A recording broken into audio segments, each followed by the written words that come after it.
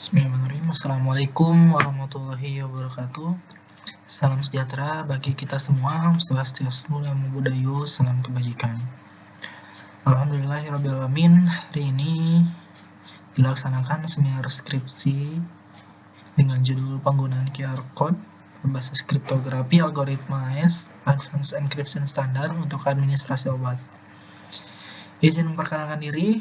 Nama saya Ferdiansyah. Dalam kesempatan kali ini saya ingin mengucapkan terima kasih kepada pembimbing pertama Bapak Asep Diana serta pembimbing kedua Bapak Fajri Rahmatumbara, dengan penguji pertama yaitu Ibu Wina Witanti, dengan dosen penguji kedua yaitu Ibu Puspita, dan Bapak atau Ibu Koor yang telah memberikan saya kesempatan untuk mempresentasikan hasil penelitian saya.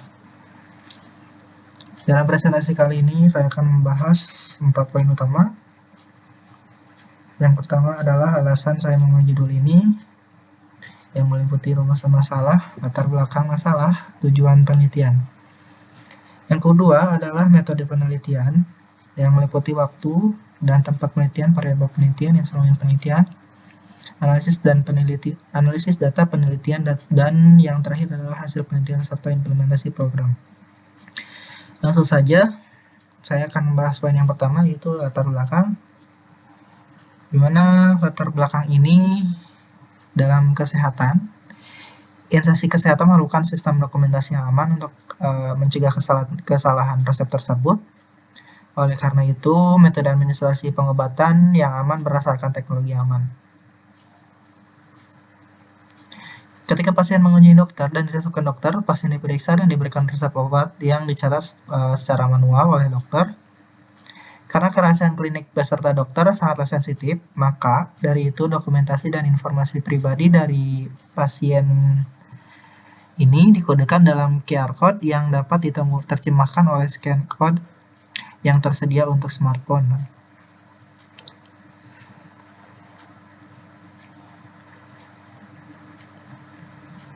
Resep disimpan dalam sistem obat integrasi untuk tinjauan resep di apotek klinik.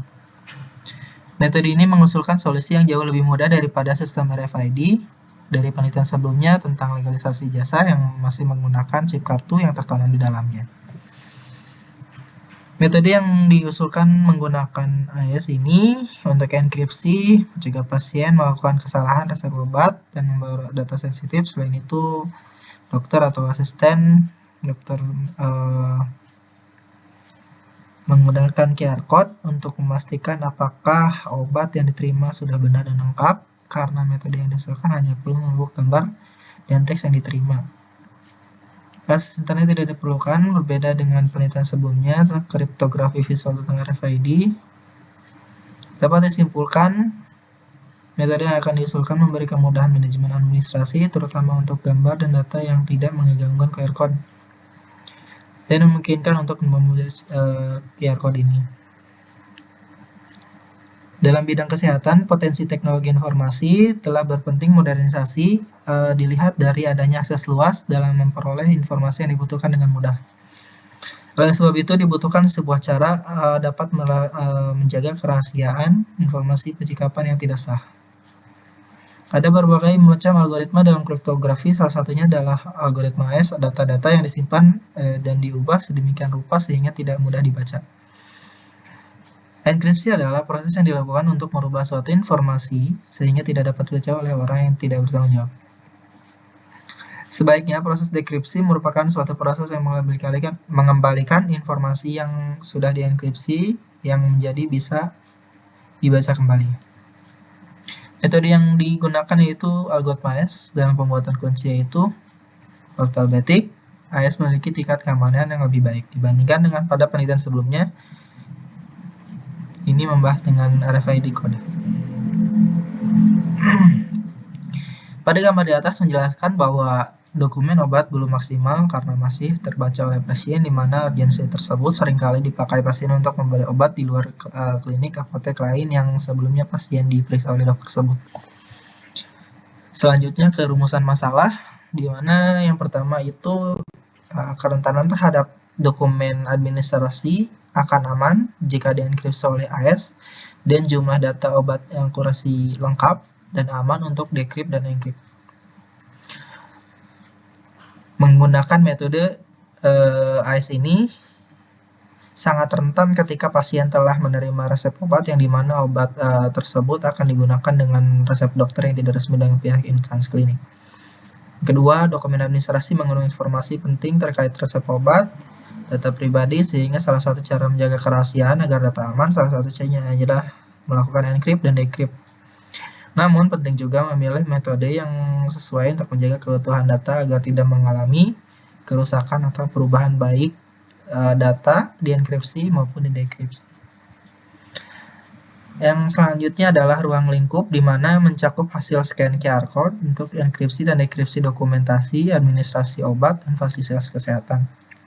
Yang kedua, dalam pengobatan data administrasi obat hanya menggunakan algoritma AES, di mana obat tersebut akan dienkripsi pada saat pengolahan data alurnya bisa sesuai dengan pihak fasilitas kesehatan. Selanjutnya di tujuan penelitian, tujuan yang dicapai dalam penelitian ini adalah menerapkan keamanan pada sebuah dokumen agar lebih bisa memperkuat keamanan yang sudah ada, karena kebanyakan sebuah sistem hanya menerapkan keamanan satu layer yang memungkinkan pemalsuan dokumen yang akan dienkripsi dan dekripsi. Metode yang diusulkan adalah AES yang memberikan manajemen teratur, terutama untuk gambar yang tidak mengerusakan QR code dan memungkinkan untuk pasien membawa informasi yang tidak sensitif, aman, dan lengkap menggunakan QR code sehingga diagnosis akan teratur dengan baik dan resmi. Selanjutnya di luaran manfaat ini, yang pertama adalah tingkat ketepatan sasaran. Metode AES ini menggunakan data untuk enkripsi dan decrypt dalam membuka atau mengunci data dokumentasi administrasi obat dengan melakukan scan QR menggunakan kamera khusus. Manfaatnya adalah pasien lebih tepat sasaran saat pengambilan obat dan resep saat kebagian apoteker. Kemudian pasien tidak bisa melihat resep dokter secara langsung, harus melalui dekripsi bagian apoteker lain. Menghasilkan perangkat lunak yang dapat mengamankan teks dengan menggunakan QR code algoritma AES Advanced Encryption Standard.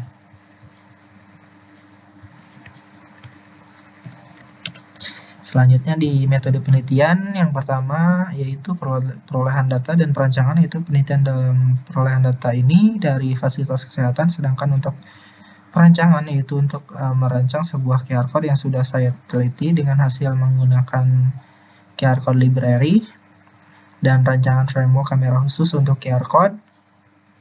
Yang kedua, dalam pembuatan password ini secara umum untuk mengamankan suatu akses login user untuk hak akses yang penuh. Ketiga, pembuatan sistem QR code, yaitu pembuatan yang menggunakan PHP QR code library, di mana library ini berfungsi untuk scan maupun generate code penghubung antara program dengan QR code ini.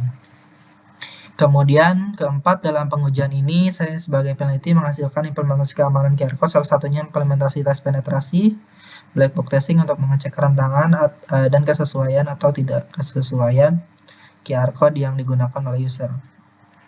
Dan yang terakhir adalah publikasi, di mana publikasi ini peneliti mempublikasi suatu paper nasional. Kemudian di tinjauan pustaka ini, yang pertama yaitu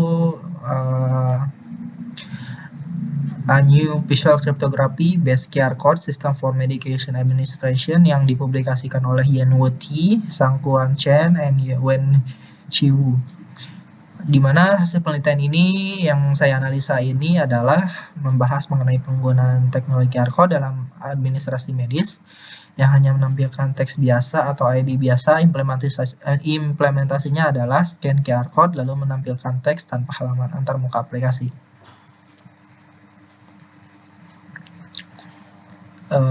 Yang kedua, sistem verifikasi sertifikat menggunakan QR code pada Central Event Information yang dipublikasi oleh Erik Febrianto, Untung Raharja, Adam Fatur Rahman, dan Linda Lutfiani.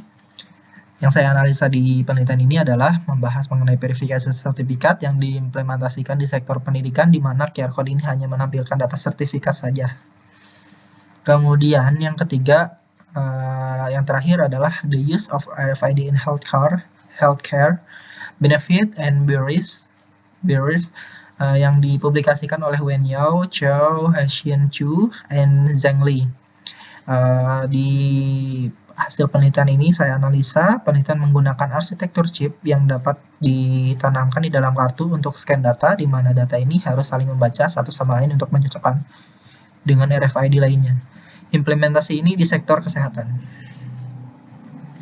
Kemudian ada di analisis perancangan, yang pertama di use case diagram, di mana user dapat melakukan kelola dokter, kelola obat, dan validasi. Kemudian di bagian login bisa tambah data dokter, generate QR code, cetak dokumen, tambah data obat, hapus data obat, edit data obat, dan cetak administrasi.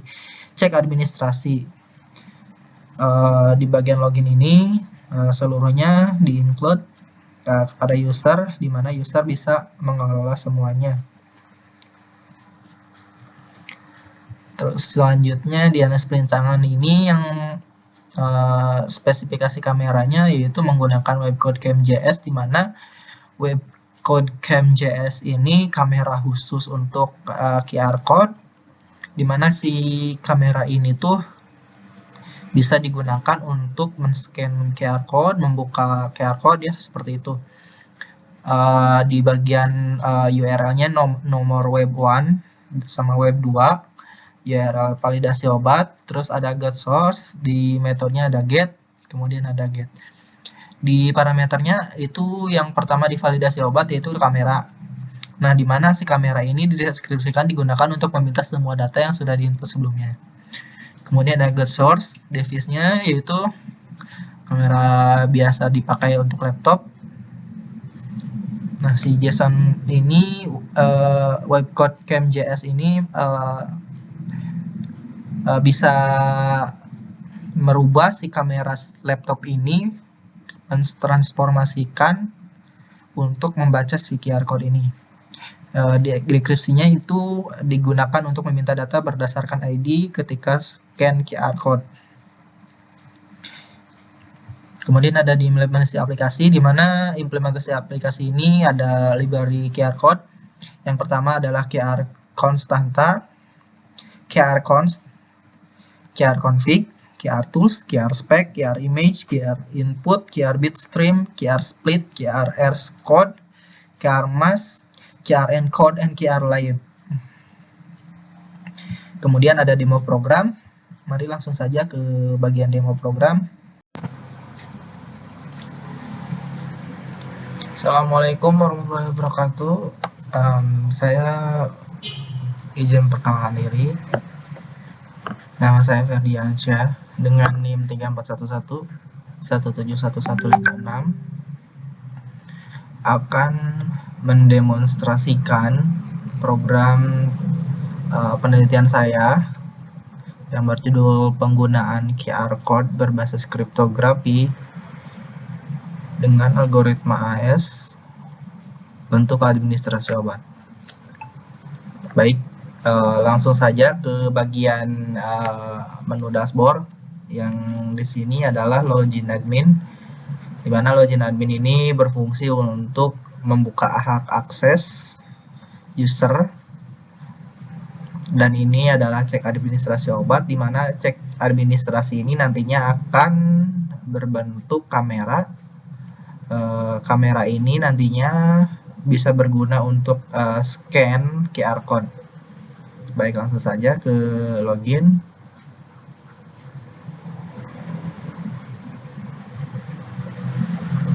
Di sini ada dashboard, di mana dashboard ini nantinya akan diisi oleh logo klinik, akan diterapkan di klinik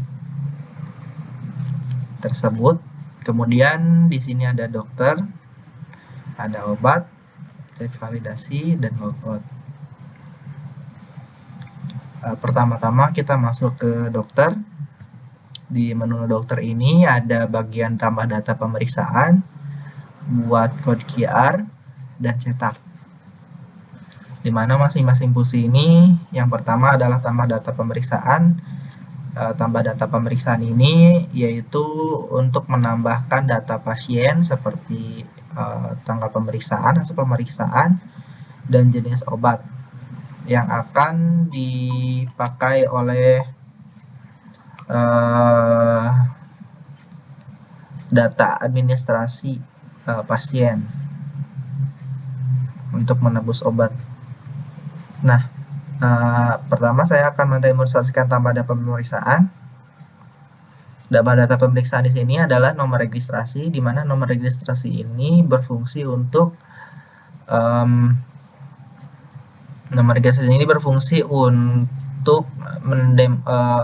mendaftarkan registrasi pendaftaran. Di sini ada dokter, kita pilih dokternya, NIP dengan NIP sebagai contoh pasien biasa. Jenis obat, kita jenis obatnya misalnya mau tablet, kita tulis saja tablet di sini. Kode obat,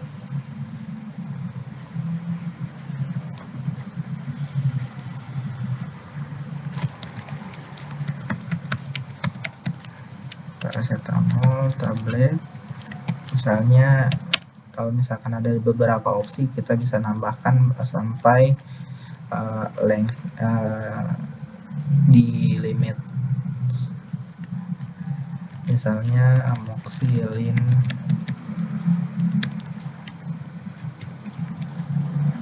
Terus di sini ada kode obat, di mana kode obat ini berfungsi untuk kayak misalnya mencocokkan si obat paracetamol ini dengan si kode obat ini, misalnya 0.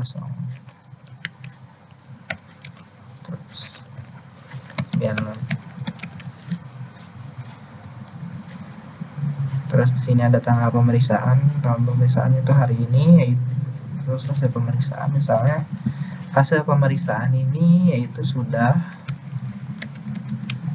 Kemudian ada opsi rujuk kembali pada tanggal yang sudah ditentukan dokter. Status pembayaran, kalau misalkan statusnya selesai, berarti status pembayaran sudah dibayar oleh dokter kepada dokter umum atau dokter spesialis dengan biaya sekitar sekian. Simpan. Setelah ini akan ada namanya buat QR code, di mana buat QR code ini berfungsi untuk mengenerate atau membuat QR code. Lalu kemudian ada cetak. Lalu kemudian ada di sini ada surat keterangan sakit untuk diperlukan pasien. Terus di sini ada pengasas administrasi. Dan di sini adalah QR code, di mana QR code ini nantinya akan ditampilkan atau di scan. Nah, saya foto dulu. Setelah itu ada bagian cetak print, di mana cetak print ini akan berbeda dengan yang sebelumnya. Setelah di print, di cancel. Kemudian jika ingin memvalidasi si QR code ini, ada di cek validasi. Nah, si cek validasi ini nantinya akan berguna untuk kayak misalnya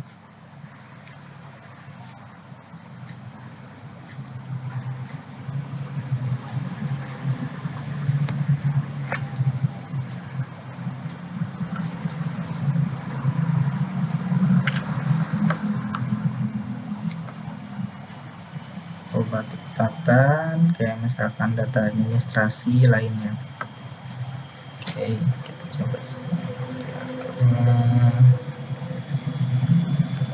Agak sulit karena terang banget. Sebentar.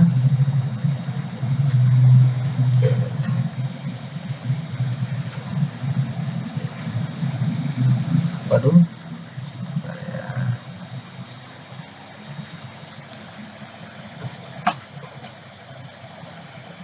Nah, adalah data-data yang tadi sudah dienkripsi dan kemudian dekripsi yang menjadi administrasi seperti ini. Ada nomor dokter nih, pasien, jenis obat, kode obat, tanggal pemeriksaan bayar, dan biaya. Kembali. Di sini ada tabel obat, di mana tabel obat ini berfungsi untuk menambahkan data-data obat seperti data inventory obat yang sudah ditambahkan oleh dokter ataupun apoteker. Di sini bisa menambahkan data, misalnya data ilustrasi obat, obat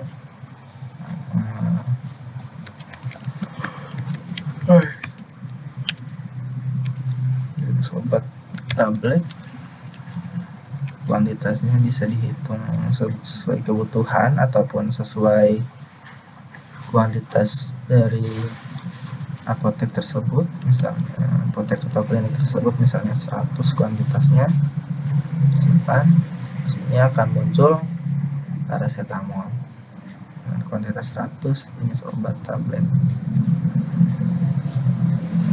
Baik, kemudian ada logout, di mana logout ini berfungsi untuk mengeluarkan hak akses yang dimana sudah didaftarkan sebelumnya di database.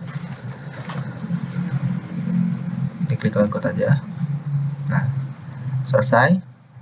Jika kehilangan QR code ataupun apa saja, QR code tersebut akan disimpan dalam folder sistem.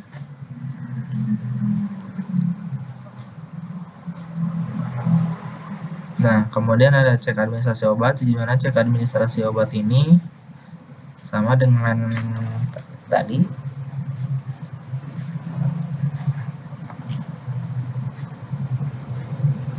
Nah, akan di-scan ulang.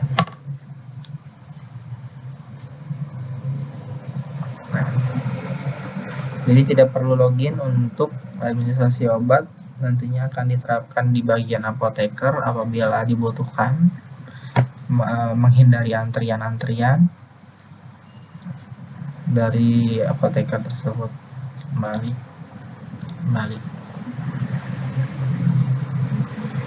Baik, itu saja dari presentasi saya. Kurang lebihnya mohon maaf. Wassalamualaikum warahmatullahi wabarakatuh.